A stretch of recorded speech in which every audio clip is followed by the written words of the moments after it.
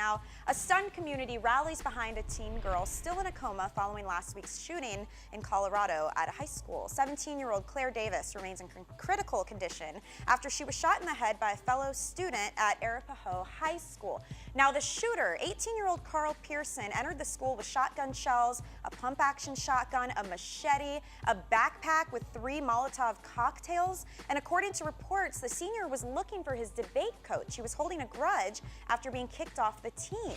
Now, the captain of the debate team and one of his friends say the teen had become so angry since then, and changes in his personality were so obvious that they were all talking about whether they needed to tell someone that he could be going off the edge. 1 hour after that discussion, Pearson bursts into the school with a shotgun.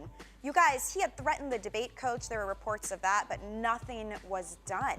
It's like too little too late. Right, and you know, a lot of this is hindsight is 2020. I mean, obviously they can now look at all of the signs that were happening, but you know, we have to be looking for these signs more. I mean, we talked last week about a kid that got suspended for kissing another kid's hand and making a fake baronet. I mean, that kind of stuff doesn't deserve suspension, but looking at signs for more serious trauma, I think, is what we need to be focusing on, right, Jada? Absolutely. And Michelle, I look at it also from an emotional management perspective. One of the things that we're seeing in teens quite a bit now is their inability to control their anger.